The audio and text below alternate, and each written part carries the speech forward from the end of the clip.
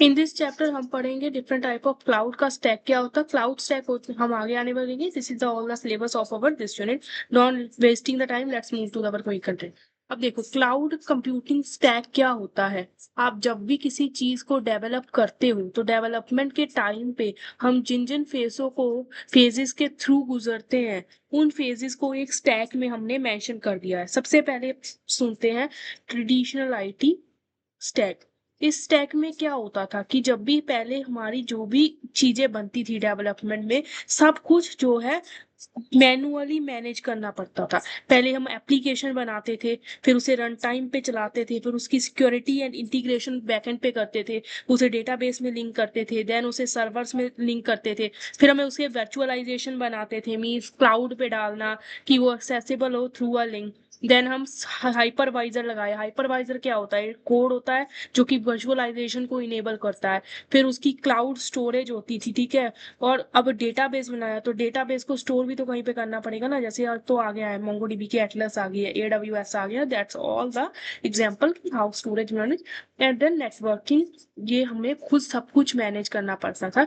मतलब ये मान लो कि आप फ्रंट एंड भी कर रहे हो, बैक एंड भी कर रहे हो, डेटाबेस भी संभाल रहे हो, एंड एट दी एंड अगर आप उस डिप्लॉय करना चाहते हो मॉडल को, कैसे डिप्लॉय करोगे, कैसे कंटेनर बनाओगे, खुद का क्लाउड कैसे बनाओगे, तो आपको सारा क्लाउड वगैरह बना के उसको नेट पे देना पड़ता था कि हाँ कोई आगे फ्यूचर में इन फ्यूचर कोई सर्विस आती है तो उसमें अगर बहुत ज्यादा लोड पड़ गया, आपको खुद ही प्रोग्राम लिखने पड़ेंगे कि लोड कैसे हैंडल होगा and every problem that is going to deal with cloud computing. अब उसके बाद हमारे पास स्टैक आता है आईएएस। ये तो है ट्रेडिशनल आईटी, मतलब आपने एक ऐसा काम किया कि आपको पहले एप्लीकेशन हैंडल की, फिर मतलब पूरा एक स्टेप बाय स्टेप आप काम करते रहे।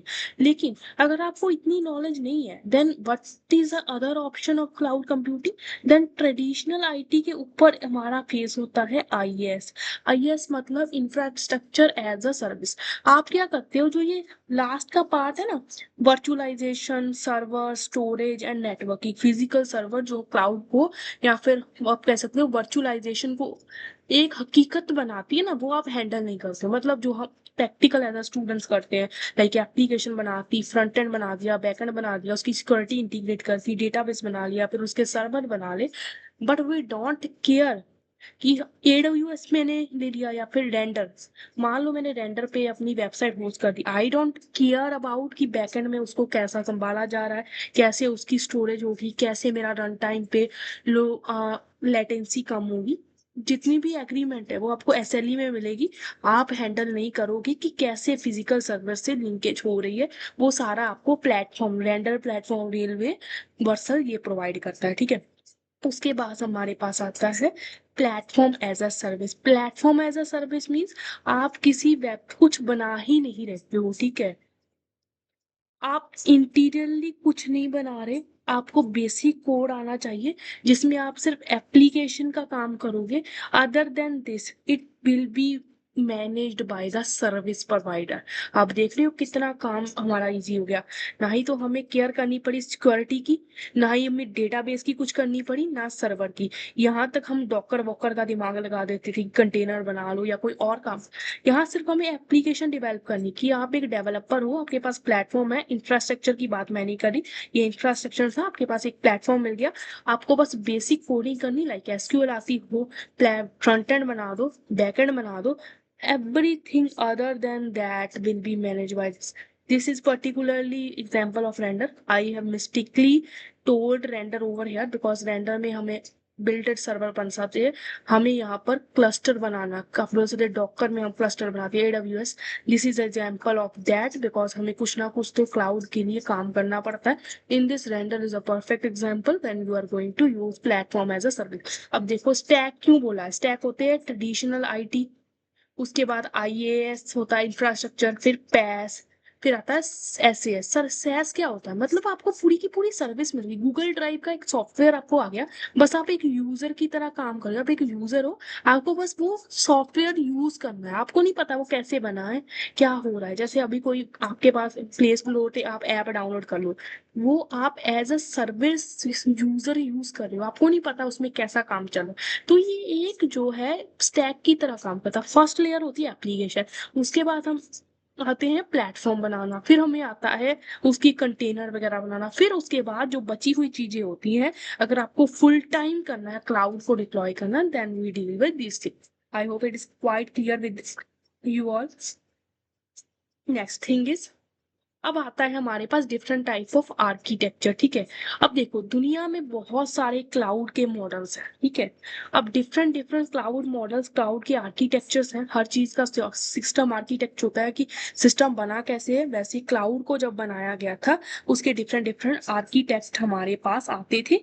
हम उसी को देखेंगे कि ये क्या होता है। ठीक है, सबसे पहले मैं आपको बताऊंगी वर्कलोड डिस्ट्रीब्यूशन आर्किटेक्ट क्या होता है क्या नहीं। अब इसमें एक इंपॉर्टेंट चीजें नोट कर लो जो मैं आपको बताने वाली हूँ।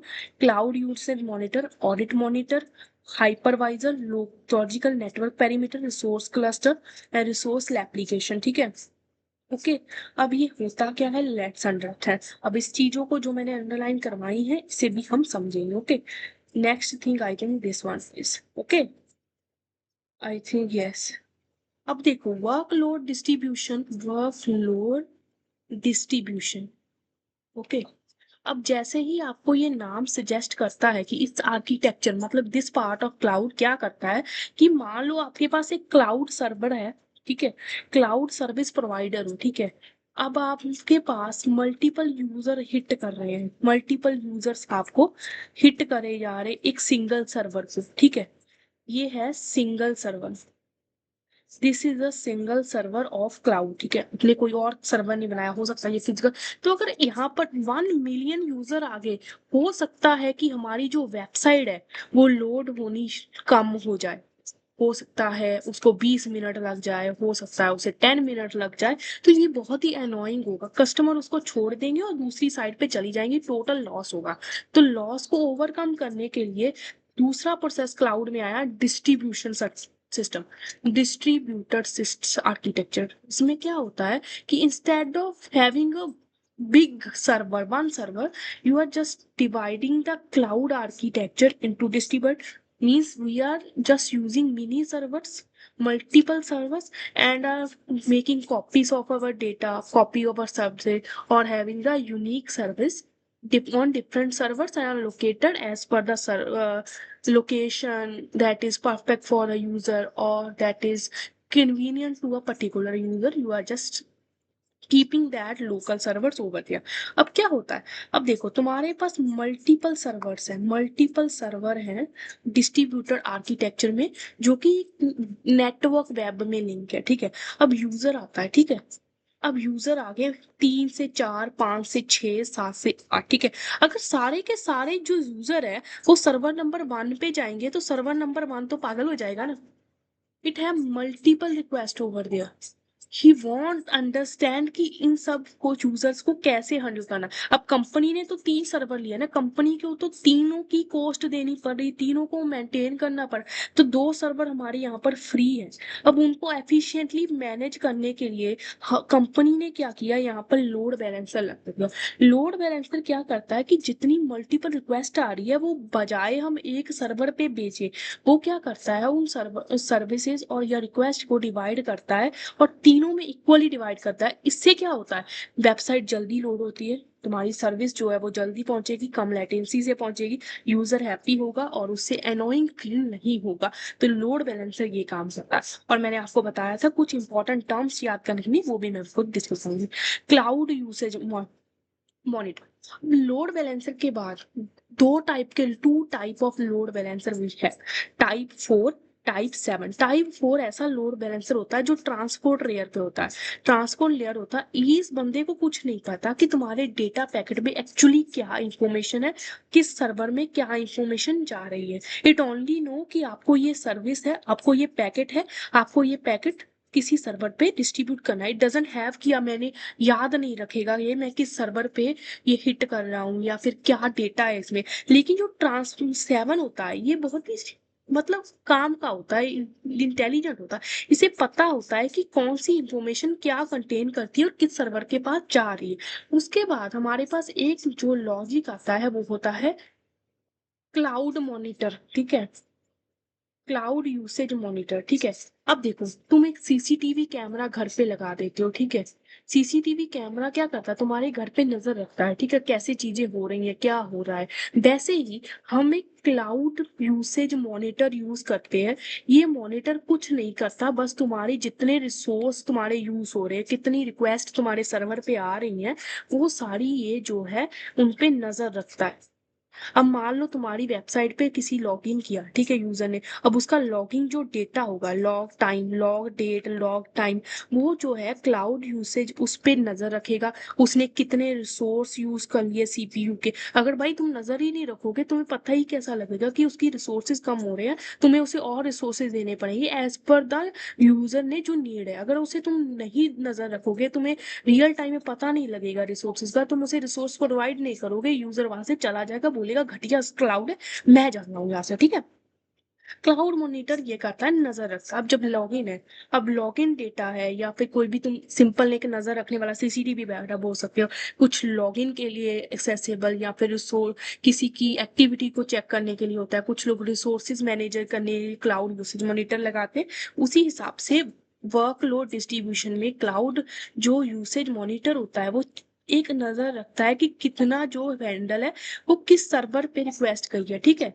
आई होप ये समझ रहे होंगे, ठीक है। ओके। अब उसके बाद मैंने आपको एक और टर्म बताई थी, ऑडिट मॉनिटर, ठीक है। उसके बाद ये तो हो गया क्लाउड। ऑडिट मॉनिटर्स क्या होते हैं? ऑडिट मॉनिटर्स एक्चुअली में आपको थोड़ा कंफ्यूजन होगी। जो क्लाउड यूसेज मॉनिटर होते हैं ना, ये सिर्फ नजर रखते हैं एज अ स्पाई कि तुमने कितने रिसोर्स यूज कर लिए, कितनी कैपेबिलिटी, या फिर तुम क्या कर रहे हो, कितने तुमने रिक्वेस्ट को हैंडल कर दिया क्या। ऑडिट मॉनिटर एज सच में ये चेक करता है कि तुम्हारा जो क्लाउड है वो वर्क कर रहा है, कितने यूजर्स को वो हैंडल कर रहा है। It doesn't know about how much resources it is using, how much capabilities it is using. We will discuss in detail in the future slide. But it is monitoring the system as many be required to fulfill legal requirement. मतलब हमारा जो software है क्या वो सही से काम कर रहा है, लीगल रिक्वायरमेंट्स की पूरी हो रही है कि नहीं। और ये डेटा प्रोसेसिंग करता है कि कितना डेटा रिसोर्सेज हमारे यूजर को मिल रहे हैं और कितने नहीं, ठीक है। ये होता है सिंपल वर्कलोड एक्टिवेटर। मतलब तुम्हारे पास डिफरेंट डिफरेंट सर्वर है। अब आपका लोड बैलेंसर डिसाइड करेगा कि कौन सी रिक्वेस्ट किस सर्वर पे भेजनी है, किस सर्वर पे नहीं भेजनी। लेटेंसी को कम कर, लेटेंसी क्या होती है, how fast the website is accessible, उसे को बोलते हैं लेटेंसी, ठीक है। ओके। अब वही है, ऑडिट मॉनिटर्स क्या होते हैं, उसके बाद हमारे पास क्लाउड यूसेज मॉनिटर क्या होते हैं। रन टाइम वर्कलोड्स चेक करने के लिए बस ट्रैक करता है डेटा प्रोसेस रिसोर्सेज कितने हो चुके हैं। हाइपरवाइजर क्या करता है, हाइपरवाइजर वर्चुअलाइजेशन को इनेबल करता है। बिना हाइपरवाइजर के वर्चुअलाइजेशन इनेबल ही नहीं होती वर्चुअल सर्वर्स के लिए, ठीक है। लॉजिकल नेटवर्क होते हैं, resource cluster, resource application. Resource cluster क्या होते हैं, हम अपनी कंपनी में यह क्या करते हैं कि डिफरेंट डिफरेंट रिसोर्सेज के ग्रुप बना देते हैं। ऐसा ना हो भाई कि तुम्हारी वेबसाइट पे कोई यूजर आए और तुम्हारी इतने यूजर बढ़ के रिसोर्सेज ही ना हो और तुम्हारी इनएक्टिव हो जाए, ठीक है। इनएक्टिव होने के टाइम पे आपको अपनी सिस्टम को रिसोर्स देने पड़ेंगे उसको चलाने के लिए। तो रिसोर्स की हम ऑलरेडी पूलिंग करके रखते हैं कि हाँ भाई कमी आए उसको दे दो, ठीक है। ये मैंने ऑलरेडी बहुत डिटेल में आपको वर्कलोडिंग सिस्टम बता दिया है। Now let's move capacity managing, ठीक है। Now understand what is capacity planning. जैसे ही आपको नाम सजेस्ट हो रहा है कैपेसिटी प्लानिंग क्या होती है, वैसे ही हम देखेंगे। अब जब भी हम क्लाउड बनाते हैं, हम जब भी कोई डेवलपमेंट करते हैं या सर्वर बनाते हैं या सर्विस बनाते हैं, ठीक है। अब हम क्या करते हैं, मैं मेजरली कोई डेवलपमेंट कर रही हूँ, हो सकता है जो आपने कोई सॉफ्टवेयर बनाया है वो सिर्फ 10 लोगों को ही ऐप एक टाइम पे यूज कर सके। हो सकता है सिर्फ 20 लोग ही उस को यूज कर सके। लेकिन जब रियल टाइम में वो जो एप्लीकेशन है इन यूज होती है, देन हमें उसकी परफॉर्मेंस, उसके usage pattern, future demand and cloud की कैपेसिटी को सोच के प्लानिंग करनी पड़ती है, और कैपेसिटी को उतना मैक्सिमम करना पड़ता है कि हमारा क्लाउड जब बहुत ज्यादा लोड आ जाए उसमें भी स्टेबल रहे, कि ऐसा ना हो कि सर्विस फट जाए। ठीक है, सर्विस फटने पे तुम्हारा ही लॉस होगा, कोई कंपनी अपना लॉस नहीं कराना चाहती है। ओके, अब हमें उसके लिए प्लानिंग करनी पड़ती है। डीएसए में जब भी करते हो बिग ऑफ एन देखते हो, worst case complexity. Why this worst case complexity is calculated, कि वर्स्ट कंडीशन में अगर हमारे कोई भी डिप्लॉयमेंट मॉडल पे इतनी घटिया इवेंट आता है, तो उस कंडीशन में हम अपने क्लाउड की कैपेसिटी को कैसे हैंडल करेंगे, उसके वर्कलोड को कैसे हैंडल करेंगे। अब वर्कलोड के लिए हमने बता दिया कैपेसिटी प्लानिंग में कि हमारी इतनी कैपेसिटी आई, लोड बैलेंसर इतनी कैपेसिटी को इस सर्वर पे भेजेगा, इतनी कैपेसिटी को इतने सर्वर पे भेजेगा। और वर्क ऑप्टिमाइजेशन होता है, टारगेट ऑफ कैपेसिटी प्लानिंग होती है, मैक्सिमम अमाउंट ऑफ टास्क कितना परफॉर्म कर सकता है, क्लाउड की टेक्नोलॉजीज क्या है, ये सब उसमें डील होती है। आई hope it is clear. Step क्या होते हैं, अब इसमें कैसे कैपेसिटी प्लान की जाती है, हम इसमें चेक करते हैं कि प्रेजेंट सिस्टम क्या है। अब देखते हैं जब भी लोड पड़ेगा तो हमारा सीपीयू, रैम, जो भी नेटवर्क रिसोर्सेज है, क्या वो काम करेंगे क्या नहीं करेंगे। देन ओवरलोड होने पे कैसी सिचुएशन आएंगी, that's everything that we have discuss already. Now let us think cloud bursting architecture, what is called cloud bursting system, and ये होता क्या है, let understand in a simple thing. ठीक है, ओके। अब देखो, ये मैं आपको इजी लैंग्वेज में आपको समझाती हूँ। ठीक है, क्लाउड वर्सेस सिस्टम ये है कि service consumer B and service consumer C. ये आपको डायग्राम देखना, ऑटोमेटेड स्केली लिस्टर। अब इसने सर्विस ए ये भेज दिया, अब प्राइवेट क्लाउड है, क्लाउड सर्विस। ठीक है, अब आपको मैं ये भाषण जो भी लिखा है, ठीक है, scaling the burst out on premise IT resources into a cloud whenever predefined capacity threshold have been reached. अब इसका मतलब ये है कि जब देखो, तुम एक कंपनी है, फ्लिपकार्ट है, ठीक है, फ्लिपकार्ट ने सोचा है कि मेरा जो प्राइवेट क्लाउड है, ठीक है, इसमें हमें क्लाउड यूसेज मॉनिटर रखना पड़ता है। क्लाउड यूसेज मॉनिटर जो पीछे पड़ा है वो यहाँ पर यूज होता है, कि कितने रिसोर्सेज हमारे यूज हो रहे हैं। ठीक है, ये इसको ट्रैक करता है, और ये ट्रैकिंग बहुत इंपॉर्टेंट है यहाँ पर। ध्यान से देखना, मैंने सोचा कि मेरा प्राइवेट क्लाउड है, फ्लिपकार्ट ने अपना बनाया या अमेजोन ने अपना प्राइवेट क्लाउड बनाया है, वो मान लो मेरा 100 कस्टमर को हैंडल कर सकता है मैक्सिमम। वर्स्ट के मैंने बनाया क्लाउड प्लानिंग, या फिर जो हमने प्लानिंग सी थी, मैंने प्लानिंग की थी कि 100 कस्टमर को मेरा क्लाउड जो है बहुत अच्छे से हैंडल कर सकता है। इन सेल्स, दिवाली सेल आ गई, दिवाली सेल पे सब लोग इंडिया के सेल पे शॉपिंग करते हैं। सपोज 500 यूजर्स आ गया सेल करने के लिए, तो आप क्या करोगे, आप 100 की सेल तो 500 को तो हैंडल ही नहीं कर पाओगे ना। इस 500 के चक्कर में जो 100 की सेल होनी थी वो भी बंद हो जाएगी। इस केस में क्लाउड वाले क्या करते हैं, वो चालाक होते हैं, वो क्या करते हैं, जितना 100 बंद यूजर वो अपने क्लाउड पे हैंडल कर सकते हैं, वो अपने क्लाउड पे उस 100 यूजर को हैंडल करते हैं, और जो एक्स्ट्रा होता है ना 400 यूजर्स, उसको वो रेंट पे एक पब्लिक क्लाउड उन्होंने पहले ही अवेल करके रखा होता है। पब्लिक क्लाउड जो कि रेंट पे लेते हैं, जैसे कुछ फंक्शन आ गया, आप खुद से चेयर खरीदोगे। अब आप देखो, ये अगर ये क्वेश्चन आता है कि अगर आपको एक सर्वर चाहिए था, आपको पता था कि ये आउट हो सकता है, तो आप एक्स्ट्रा सर्वर ही क्यों नहीं खरीद लेते। देखो भाई, अगर एक्स्ट्रा सर्वर खरीद लोगे तो जिस टाइम पे सेल चल ही नहीं रही, तो आपके पैसे खराब हो रहे हैं ना, उसको मेंटेन करने के लिए उसका पैसा आप भर रहे हो, तो उस पैसे को बचाने के लिए हम क्या करते हैं, जब हमें जरूरत है तब हम रेंट पे सर्वर ले लेंगे, वो रेंट के सर्वर को यूज करेंगे, जब सेल खत्म हो जाएगी, 400 बंदा चला जाएगा, then use your private cloud, no need of that public cloud. ठीक है, इसीलिए इसको फ्लेक्सिबल स्केलेबल आर्किटेक्चर कराया जाता है, with optional of using cloud based architecture meet higher usage demand। I hope ये आपको इजी लैंग्वेज में अब समझ आ गया होगा। उसके बाद होता है इलास्टिक डिस्क प्रोविजनल आर्किटेक्चर। अब तक हमने दो तरह के समझे, एक वर्कलोड डिस्ट्रीब्यूशन, दूसरा हमने पढ़ाया है क्लाउड ब्रस्टिंग। ब्रस्ट मतलब होता है जब लोड ब्रस्ट हो जाता है, मैक्सिमम कैपेसिटी ब्रस्ट हो जाती है, तब हमारा क्या काम करता है वो हम इसमें देखा है, बहुत पता है अभी तो। देखो, इलास्टिक डिस्क प्रोविजनल सिस्टम क्या होता है, स्टोरेज के लिए यूज होता है। इसमें एक टर्म आती है thin provisioning and thick provisioning. पहले हम थिक प्रोविजनिंग को समझ लेते हैं। थिक प्रोविजनिंग ये है कि मान लो आपको पता है कि मेरा जो सिस्टम है ना, वर्स्ट केस में बिग बिलियन डे में या फिर कुछ बिग बिलियन सेल आ गई तो वो मेरा 100 KB स्पेस खाएगा, ठीक है। अब आपको भी पता है ये बहुत ज्यादा होती है, ठीक है। जीबी मान लो 100 GB। अगर आप क्या करना, थिक प्रीविनेंस ये कहती है अगर आपका वर्स्ट केस में आपको 100 GB की स्पेस चाहिए ना, किसी सर्वर के पास जाओ और 100 GB का बड़ा सा सर्वर खरीद के रख लो। चाहे आप उसका 10 GB ही यूज करो, 10 GB ही यूज कर रहे हो, रियलिटी में आपको 100 GB को मेंटेन करना पड़ेगा, 100 GB का खर्चा उठाना पड़ेगा, कॉस्ट उठानी पड़ेगी एंड उसको सब पैसा लगाना पड़ेगा।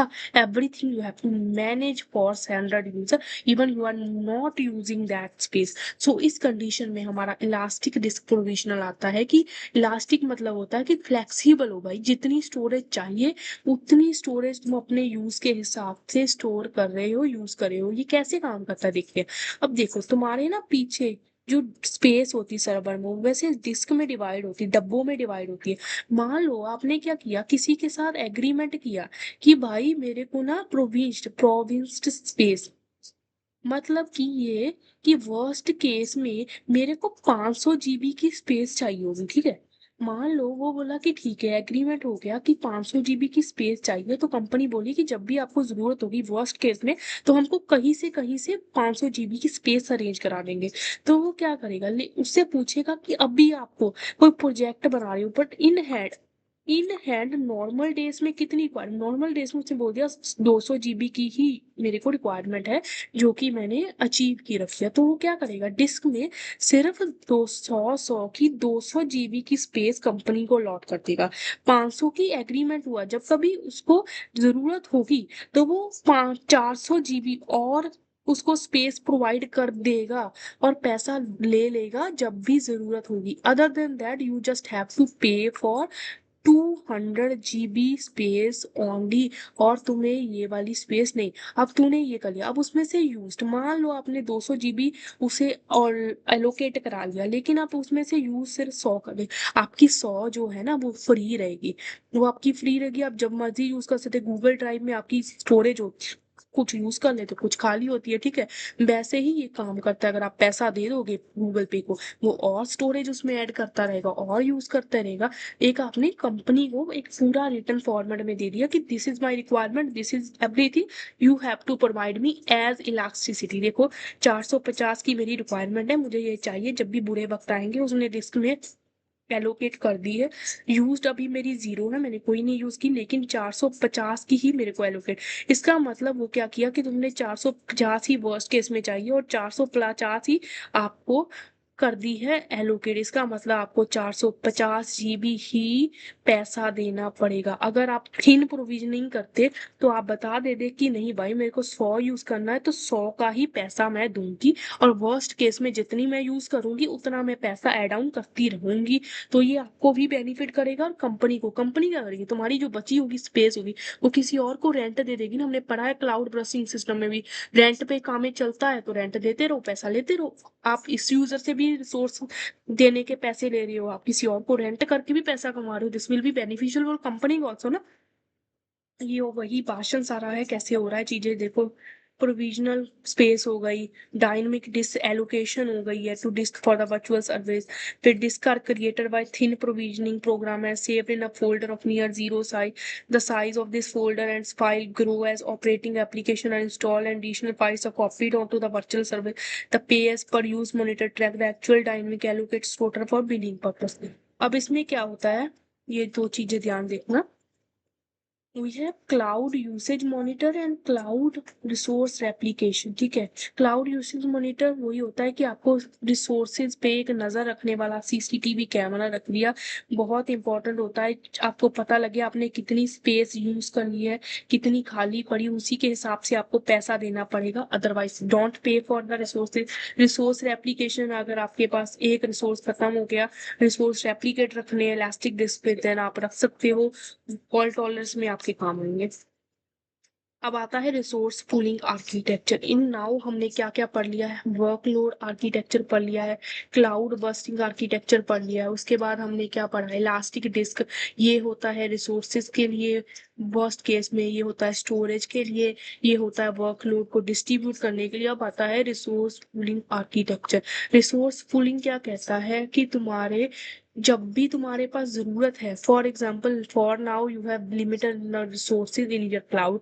अब तुम्हारी क्लाउड कंपनी क्या करेगी, तुम्हारे उसके पास क्लाउड कंपनी के पास बहुत सारे सर्वर्स के बुके होंगे, बहुत सारे फिजिकल सर्वर उसमें स्टोर करके होंगे। जैसे ही आपकी कोई डिमांड है, आप वो उसको अलॉट कर दोगे, ठीक है। अगर कंपनी खुद के पास एक पूल नहीं रखेगी, ग्रुप नहीं रखेगी, तो कंपनी अलॉट किसको करेगी। मान लो कंपनी के पास एक ही सर्वर है और अलॉट के लिए यूजर आ गया कि मेरे को 2 सर्वर अलॉट कर दो, उसके खुद के पास रिसोर्स पूलिंग नहीं है, वो रिसोर्स किसको रेंट पे देगा, कैसे देगा। तो इसी के लिए different type of servers polling होती है। फिजिकल सर्वर दे दो, वर्चुअल सर्वर दे दो, स्टोरेज के लिए दे दो, नेटवर्क के लिए दे दो, सीपीयू हो गया, पूल्स ऑफ फिजिकल रैम हो गया। This is all called off service that you can provide. अब देखो, अब कंपनी क्या करती है, डिफरेंट डिफरेंट टाइप ऑफ जो सर्विसेज होती है ना, उसको ग्रुप कर लेती है। अब देखो, ये पूरा एक ग्रुप बना दिया कि सीपीयू भी है इसमें, मेमोरी भी है, स्टोरेज भी है, नेटवर्क भी है। अब देखो, मान लो किसी को रिसोर्स देना है और उसको सारी की सारी चीजें चाहिए, तो वो उसके स्मॉल स्मॉल ग्रुप बनाएगा भाई, थाली में सारी सब्जियां रख देगा, हर वैरायटी रखेगा, जाके परोस देगा शादी में। और कई बार इस सबको, टूल्स को मतलब ग्रुप्स को हैंडल करना बहुत डिफिकल्ट होता है।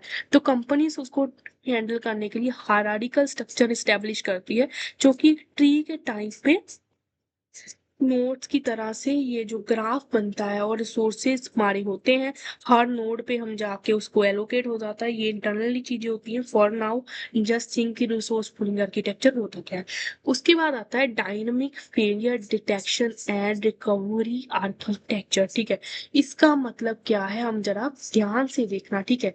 इसका मतलब क्या है, नाम से पता लग रहा है, जब भी कोई फेल्यूर आया उसको डिटेक्ट करो और उसको रिकवरी कर लो। अब देखो, कुत्ता देखा है घर में, कुत्ता, डॉगी देखा है, डॉगी, ऐसा कुत्ता। कुत्ते का काम क्या होता है, जब भी घर में कोई चोरी हो, वो मालिक को बोले कि हाँ भाई अब चोरी होने वाली है या फिर कोई दिक्कत आने वाली है, भौंकेगा भाऊ भाऊ भाऊ भाऊ कि हाँ भाई अब दिक्कत हो रही है, अब आप तरफ ध्यान दो। वही डायनेमिक फेलियर डिटेक्शन करता है। आप एक क्या करते हैं, intelligent watch down monitor, watch dog monitor रखे हो। ये क्या करता है, ये भी सीसीटीवी कैमरे की तरह काम करता है, लेकिन ऑडिट मॉनिटर क्या करता है, वो लॉगिन्स डेटा वगैरह को चेक करता है। रिसोर्सेज के लिए हम सी कंटेंट रिसोर्स मॉनिटर रखते हैं, लेकिन ये वॉच डॉग मॉनिटर होता है, ये देखता है, फेलियर डिटेक्ट करता है, कैमरा होता है जो फेलियर या कोई प्रॉब्लम को ही देखता है। अब अगर आप एक सॉफ्टवेयर डेवलपर हायर कर लोगे कि कोई प्रॉब्लम आई, वो खुद मैन्युअली जाके उस कोड को सही करेगा। पहली बात तो उसे 12 से 13 घंटे लगेंगे समझने के लिए, उसको सही करने के लिए। कितने सॉफ्टवेयर डेवलपर की टीम लगोगे, कंपनी को तो ऐसे एम्प्लॉय खरीदना पड़ जाएगा ना। उसके लिए इन्होंने एक ऐसा ऑटोमेशन बनाएगा कि हाँ भाई, अगर कोई फेलियर आता है, ट्राई करो कि एल्गोरिदम को रन करो और खुद ही उसका सोल्यूशन निकाल के उस प्रॉब्लम को सॉल्व करने की कोशिश करो। तो इंटेलिजेंट वर्कफ्लो मॉनिटर क्या करता है, हमारे जो क्लाउड है ना, उस पर नजर रखता है कि कैसे फ्रंट एंड पे कॉल आ रही, कैसे वो बैक एंड पे सप्लाई हो रही है।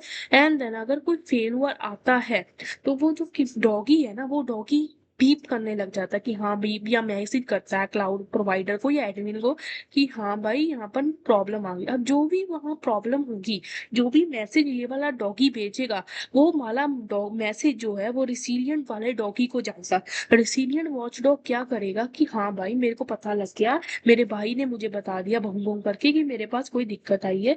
अब ये डॉगी क्या करेगा, इसके पास कुछ एल्गोरिदम्स होंगी सिस्टम को ठीक करने की, वो सारी एल्गोरिदम्स को रन करेगा और चेक करेगा क्या ये रिजॉल्व हो सकती है प्रॉब्लम। अगर तो उसको रिजॉल्व कर दिया, देन वेल एंड गुड। अगर वो रिजॉल्व नहीं होती, तब एडमिन के पास, सॉफ्टवेयर डेवलपर के पास मैसेज आएगा, भाई मेरे हाथ के बस की बात नहीं है, अब आप इस दिक्कत को हैंडल करोगे, ठीक है। रेसिलिएंट वॉचडॉग क्या करता है, सिस्टम को रीस्टार्ट कर सकता है, उसको किसी सर्विस को या सर्वर को रीस्टार्ट कर सकता है, मोंगोडीबी के सर्वर को 2 मिनट के लिए कनेक्शन रिफ्रेश कर सकता है। तो ये सारी एल्गोरिदम उसको बताई जाती है कि तुम ये सब कर सकते हो और इसको फेलियर को ठीक कर सकते हो, ठीक है। ये देखो, रीस्टार्ट कर दो सर्वर, एक्स एंड वाई को रीस्टार्ट कर सकते हो, किसी सर्वर को स्टॉप कर दो, एक्सक्लेट द प्रॉब्लम कर दो, मतलब ये उसके पास प्री डिफाइंड एल्गोरिदम्स होती है रिसिलिएंट डॉगी के पास, ठीक है। पे एज पर यूज, जैसे ही मैंने आपको बताया है कि आपके पास एक मॉनिटर होता है, एक सीसीटीवी कैमरा था, हमने उस सीसीटीवी कैमरे के बारे में बहुत बात की है, भूल चुके हो। मैं आपको दोबारा दिखा देती हूँ। ये देखो, ये हमने यहाँ पर क्लाउड यूसेज मॉनिटर, एक मॉनिटर होता है जो आपके रिसोर्सेज को चेक करता है, आपने कितनी डिस्क स्पेस यूज की है। डिस्क स्पेस मतलब इलास्टिक डिस्क प्रोविजन में कितनी स्पेस यूज कर रही हो, क्लाउड बर्स्टिंग में कितने रिसोर्स आपको, रिसोर्स पूलिंग आर्किटेक्चर में कितने रिसोर्स आपको रेंट पे मिल गए हैं, जितनी भी आपने चीजें की, request response time, data volume, bandwidth consumption, सबका एक कुंडली बनती है, एक वास्तुशास्त्र की कुंडली बनेगी। उस कुंडली के हिसाब से आप अपनी जेब हल्की कीजिए, उसमें से बस आपको ये हरी पत्ती ऑनलाइन पे करनी पड़ेगी और कुछ नहीं, ठीक है। And this is the cloud consumer cloud service pay as per use and then start. Okay, ये देखो, IT resources and the pay per use monitor में स्टार्ट इवन इज। अब ये कैसे काम करता है, मतलब ये वो आप क्लाउड को चला रहे हो, पे मॉनिटर के पर तो पता लग गया कि भाई रिसोर्सेज स्टार्ट हो गई है, टाइमर चल गया, बॉम्ब वाला टाइमर चल गया कि अब इसने यूज करना शुरू कर दिया। जब आपने स्टॉप वाला भेज दिया कि हाँ भाई अब बंद कर दो, टाइमर वहां पे बंद हो जाएगा कि यहाँ पर 30 मिनट के लिए इसने यूज किया है, कितने रिसोर्सेज इसने यूज किए, उसके हिसाब से इसकी जेब खाली कर दो। ऑडिट मॉनिटर मैंने आपको पहले बताया था, हम इसे डिटेल में पढ़ेंगे, लेट्स सी। ऑडिटर मॉनिटर एक ऐसा manager to collect audit tracking data for networking and IT resources supporting regulatory obligation stores request security credential drawbacks. अब देखो, ऑडिट मैनेजर क्या करता है, एक सीसीटीवी कैमरा होता है, बट ये रिसोर्सेज चेक नहीं करता, ये सिक्योरिटी चेक करता है कि कौन सी लॉगिन रिक्वेस्ट कैसे आई है। अब देखो, कोई यूजर लॉगिन कर रहा है तो उसकी लॉगिन की जो एक बार होगा ना सिक्योरिटी इंफॉर्मेशन, वो एक डेटाबेस में ये स्टोर कर लेगा, फिर उसे अपनी सर्विस के पास भेज देगा, बस यही ट्रैक करता है। देखो, cloud service computer cost cloud service by sending a login request audit interest the message forward to the authentication service. Authentication में तुम्हारी जेडब्ल्यू करेगी, मीन वाइल वो तुम्हारी जो भी यूजर आएगा उसकी डिटेल एक डेटाबेस में रखेगा, इन केस उसने कोई गड़बड़ की या उसकी कोई भी कंपनी को नीड हुई इसका डेटा देखने के लिए, तो वो अपने डेटाबेस में से देख पाएगी। Audiomote intercept the response message and stores the entire collection event log data as per accessible grant and response and that. SLA management system, service level agreement. Service level agreement क्या होते हैं, जब भी आप किसी चीज को यूज करते हो तो शायद आपको एक टिक लगाना पड़ता है टर्म एंड कंडीशंस का टिक, तो वही होता है एक टाइप की एग्जाम्पल सर्विस लेवल एग्रीमेंट की। अब आप किसी क्लाउड प्रोवाइडर के पास जाते हो, ठीक है, क्लाउड प्रोवाइडर के पास आप जाते हो, भैया मेरे को ये क्लाउड में AWS में आपका थोड़ी सी जगह चाहिए, थोड़ी सी स्पेस मुझे प्रोवाइड कर दो। वो बोलेगा जी जनाब, आप मेरे को ये देना, ऑनलाइन पे कर देना, मैं आपको जगह क्या सब दूंगा, ठीक है। वो ये तो मान लेगा, लेकिन वो मानेगा कि हाँ भाई मैं ये तो लूंगा ही लूंगा, लेकिन मेरी कुछ टर्म एंड कंडीशंस हैं जो अगर आपको वैलिड लगती है तभी मेरे साथ हाथ मिलाना, बिजनेस करना, अदरवाइज यहाँ से फूट जाओ। तो वो उसमें क्या क्या देखता है, up time time up time.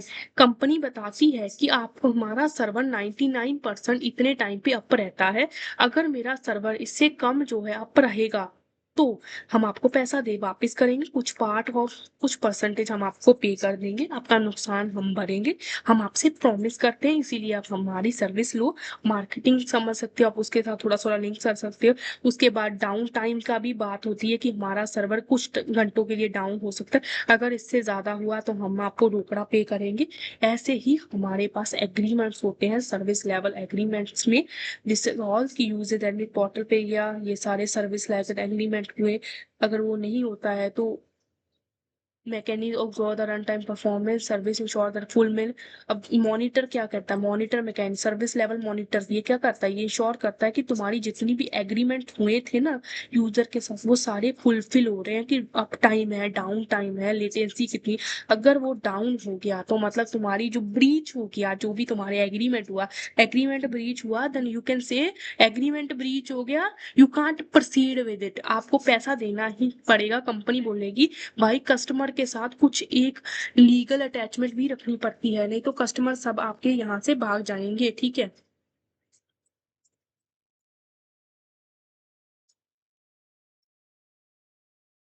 ये सब वही चीजें बताई जा रही हैं कि अवेलेबिलिटी कितनी होगी, लेटेंसी कितना होगा, service component, each accountability, warranties क्या होती है, ये सारी जो चीजें हैं हमारी सर्विस लेवल एग्रीमेंट में काम होती है। और ऑपरेशनल लेवल एग्रीमेंट होता है इंटीरियरली इंडस्ट्रीज के बीच में होता है, ठीक है। ये कंपनी के लेना देना होता है, इसका यूजर के साथ कोई भी कंपनी के नहीं होता है। ये लॉस होते हैं कि मान लो कि आपने एक लॉ बना दिया अपनी ऑर्गेनाइजेशन में, अगर मेरा कोई काम सिस्टम है वो खराब हो गया, तो कितने खराब में उसको 10 मिनट में, 15 मिनट में, 20 मिनट में मुझे उसे सही करना ही है। दिस इज लॉ जो हम अपने इम्प्लॉयज के साथ करेंगे या फिर अपनी कंपनी के इंटरनली ऑपरेशनल लेवल पे करेंगे चीजों को ऑपरेट करने के लिए, ठीक है। उसके बाद आता है सर्विस ओरिएंटेड आर्किटेक्चर होता है, इसमें हम सिंपल भाषा में आपको बताएं, सर्विस ओरिएंटेड हम किसी सी भी सर्वर को या किसी भी चीज को बल्क में बनाओगे, किसी भी चीज को हम बल्क में बनाओगे तो आपको दिक्कत होगी, बल्क में कोई भी चीज अच्छे से बन नहीं पाएगी। तो उस चीज को करने के लिए हम क्या करते हैं, but we are doing what we are going to do here is that, हम उसको क्या करते हैं छोटे छोटे टुकड़ों में डिवाइड कर देंगे। अब हर एक चीज को हम डिवाइड करेंगे, फ्रंट एंड अलग रखेंगे, बैक एंड को अलग रखेंगे, क्लाउड को अलग रखेंगे, और उसके डेटा को आपस में लिंक करने के लिए we have different type of oriented architecture. जैसे हम service infrastructure provide loose coupling ये होता है। मान लो ये चीज ये बोलती है कि सर्वर ओरिएंटेड आर्किटेक्चर ये है कि अगर आपके पास कोई चीज है, आपको एक सिस्टम बनाना है बड़े वाला, ठीक है, आपको उसका पूरा कोड लिखने की, दोबारा से स्क्रैच से यूज करने की जरूरत नहीं है। आप क्या करो, वेबसाइट पे जाओ, किसी सर्विस प्रोवाइडर की 10 रुपए का कोड लो या फिर किसी भी एग्रीमेंट का 20 रुपए का कोड लो, कॉपी करो और वहां पर अपने यहाँ पर यूज कर लो। सबसे इजी मैं आपको एग्जांपल दूं तो रोजा पे, ठीक है। रोजा पे क्या करता है, पेमेंट इंटीग्रेट करता है। अब आपको अपने पीसी पे पेमेंट करानी है तो आप अपना शुरू से ए से जेड तक कोड लिखोगे पेमेंट कराने का। तो हम क्या करते हैं, सर्विस ओरिएंटेड आर्किटेक्चर यूज करते हैं कि रोजा पे क्या करता है, उसको नहीं पता तुम्हारे फ्रंट एंड में क्या है, उसको नहीं पता तुम्हारे बैक एंड में क्या रहा है, उसे नहीं पता तुम्हारा पूरी सर्विस क्या करती है, उसे नहीं पता तुम्हारी इंटरनली कंपनी में क्या है। वो सिर्फ एग्रीमेंट देता, हाँ भाई तू मेरे को ये दे, ये मेरे को बहुत प्यारा लगता है, ये मुझे अपनी जेब से दे, हाँ मैं तुम्हें अपना कोड दूंगा, अपना एक ब्लॉक दूंगा, उसको कॉपी करके पेस्ट कर दिया तो हाँ मस्त लाइफ जी। ठीक है, एग्रीमेंट हो गया, एक आर्किटेक्चर बन गया, ठीक है। इसी को कहते हैं मिनी आर्किटेक्चर, जो कि कंपनियां यूज करती है। वो सारी कंपनियां अगर छोटी सी चीज को भी खुद लिखने बैठेगी तो बन गया कोड, 15 साल लगेंगे, ठीक है, बन गई कंपनी, डूब जाएगी तब तक। उसके लिए ये सारी टेक्निक्स आई है। और जो भी हमारा डेटा ट्रांसफर होता है उसको ट्रांसफर करने के लिए हमारे पास जो जो टेक्निक्स होती है, जैसे HTTP हो गया, जॉसन हो गया, ये सारी हमारी डेटा चेंज के लिए हम यूज करते हैं।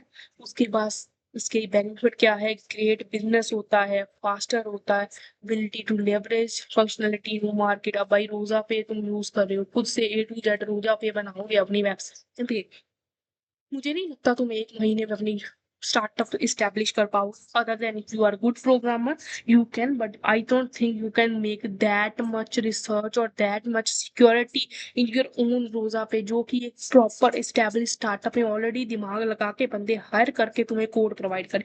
हाँ बस उसे बस एक चीज चाहिए तुमसे, ये, हाँ ये भी चाहिए हो सकता है, वो उसकी डिपेंड है जो कंपनी प्रोवाइड करती है, ठीक है।